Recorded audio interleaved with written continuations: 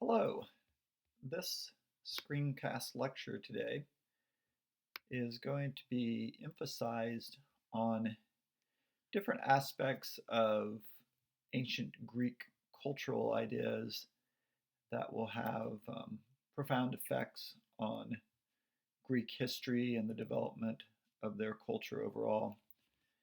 So, we're going to focus on several different areas, a little bit about overall philosophy, some ideas about Greek views on religion, and then we'll also discuss just real briefly um, several of the founding fathers of the concept of philosophy.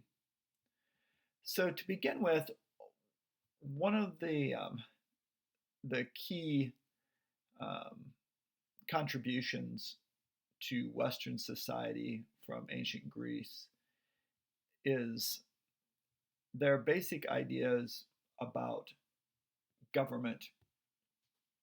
And I've had you do some reading and questions about the development of Greek ideas of government.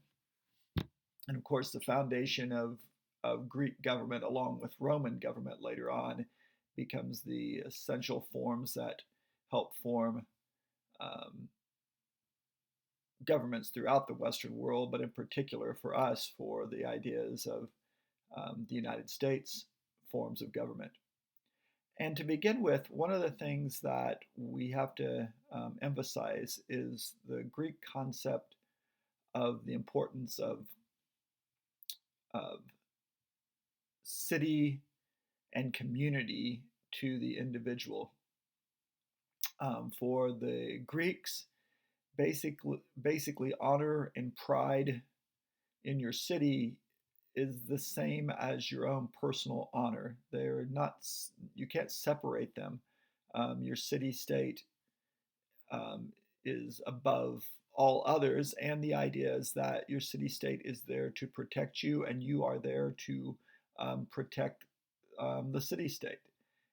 I think maybe we see that concept a little bit in President Kennedy's ideas from his first inaugural address. If you know the lines, ask not what your country can do for you, but what you can do for your country. What is the benefit that you should add to community? And the idea that we would think of is civic duty and civic responsibility. The Greeks had a tremendous concept of what is the responsibility of a citizen and what should citizens contribute to society. And if you contribute those things, what should society provide back for you? And so that becomes a main component in the development of their ideas of democratic government. And you'll have an assignment that goes along with this week about ideas of democracy as emphasized in ancient Greece and comparing some of those ideas to ideas in the United States. Another main concept that we see within Greek um, value systems are the ideas of what they considered the cardinal or chief virtues. And remember that virtue is this concept of a characteristic that we would see in an individual that we would identify as being a superior quality. So the Greek cultural cardinal virtues were courage, temperance, which means the idea of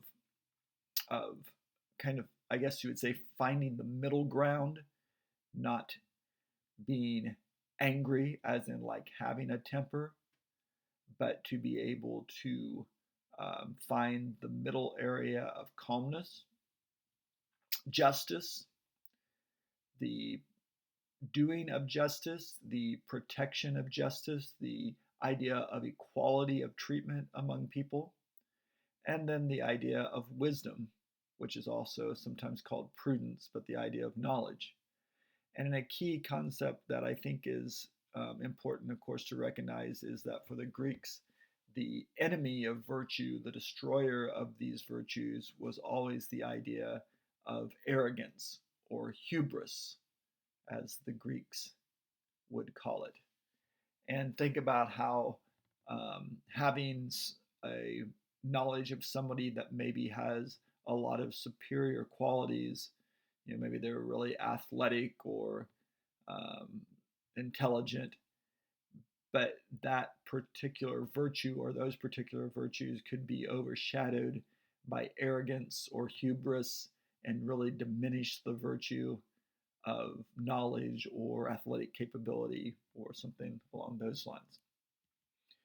In the Greek ideas of religion, they contrast quite a bit with previous religions we've discussed, the concepts of Judaism, Hinduism, Buddhism. For example, when compared to Greek concepts of religion, the Greek religions, or religion basically are ideas of mythological religion, and much less of a religions that talked about a unknowable, unseeable power in the world, say like Hinduism with Brahman or Judaism with the ideas of Yahweh or Jehovah.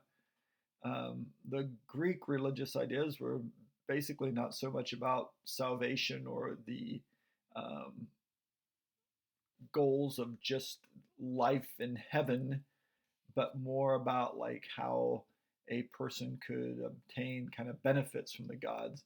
Really, like the concepts of explaining the mysteries of the world, the physical mysteries of the world, whether it be lightning or thunder or storms, or why people make decisions the way they do, let their passions override them. That was were key concepts within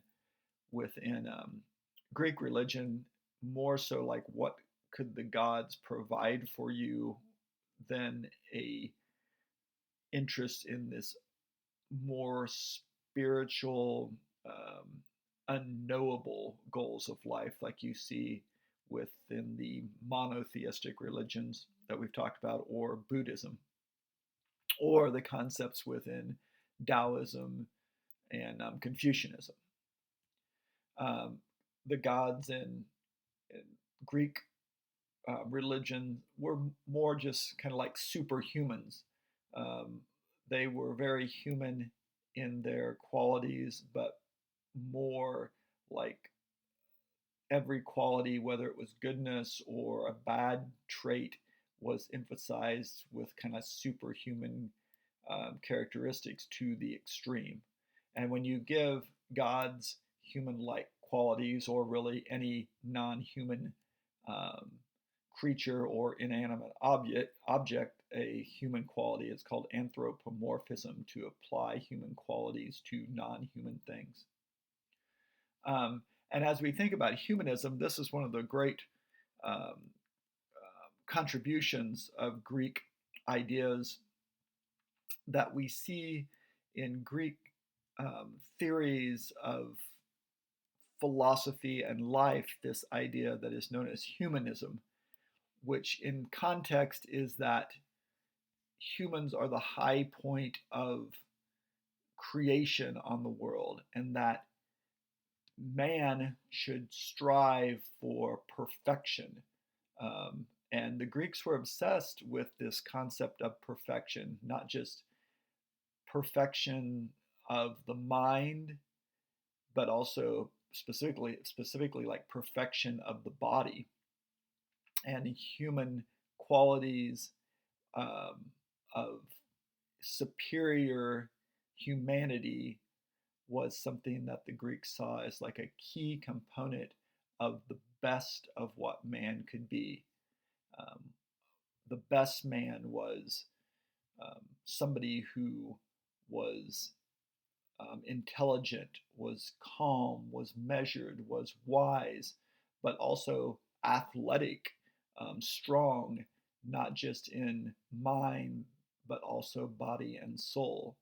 And this concept of perfection shows up a lot in Greek attitudes in the artistic world, where a lot of the artwork that they create, we see it emphasizing the perfection of the human body, especially as we move farther and farther into Greek artistic styles, into their classical and Hellenistic period in artwork.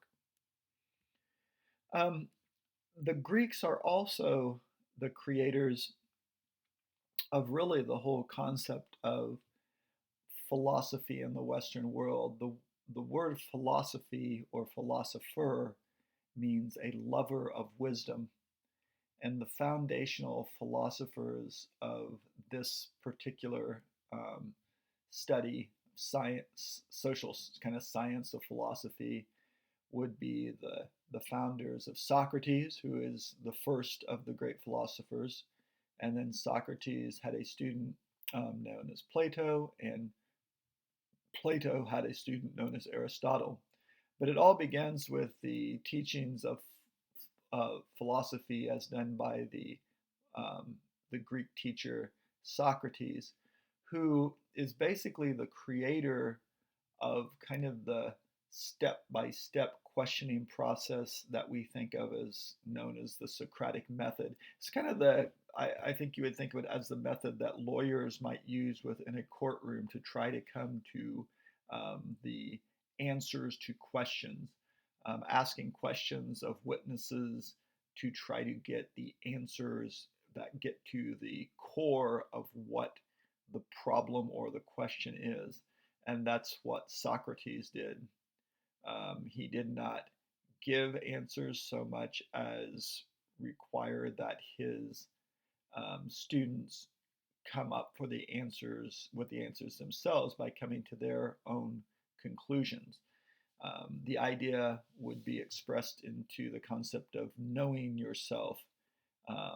How can you understand the world and what happens around you if you don't really understand your own way of thinking and your own mind? So, delving deep into the reasons why you believe what it is you believe. Socrates is famous for many things, but one of his claims to fame is actually his death, where he was accused by the Athenian government of turning the youth of Athens into evil by having them question authority.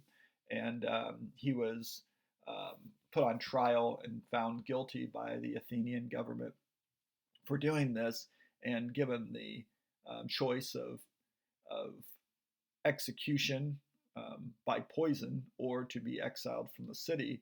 And Socrates kind of turned the tables on them a little bit by saying, hey, if I'm so evil that I've corrupted the people of the city by trying to find knowledge, then I should take my own life. I'm committed to the improvement of my city, and if I'm so dangerous to it, then I guess it's important enough that I should take my own life. And I don't think that the Athenian officials really thought he would do it. They didn't necessarily want that to happen, but the fact was that he kind of turned the tables on him a little bit, and was then eternally, kind of got the upper hand against the Athenian officials by doing what no one really thought he would do. We don't know the direct writings or teachings of Socrates because there's none that exist of what he created, but everything we know about Socrates comes from his student Plato, who wrote about Socrates' life, recorded his speeches, recorded the trial of Socrates and the events that took place associated with Socrates' death. And basically, Plato is kind of the foundational father of Western world ideas of political science. He formed his own school called the Academy to train government leaders, and he wrote down multiple principles about how governments should be operated. And one of his concepts was that the wisest people should be in charge, and he envisioned like the perfect society would be a society ruled by philosophers. One of the students of the academy was a student by the name of Aristotle, and he was a pupil of Plato's, and he is the third of these great philosophers, kind of the foundational figure in the ideas of science and the scientific method. He is the developer of the basic steps of the scientific method to come up with a question that you're trying to answer, and then create a hypothesis that you believe would answer that question, and then you test those theories to see if you are correct or not. And he's the first to classify plants and animals, really kind of the foundational figure in the scientific world, of which there are multiple very significant Greek scientists, but Aristotle is kind of the foundation of them all. He's also significant because he is the teacher of Alexander the Great, who we will be talking about at a later time.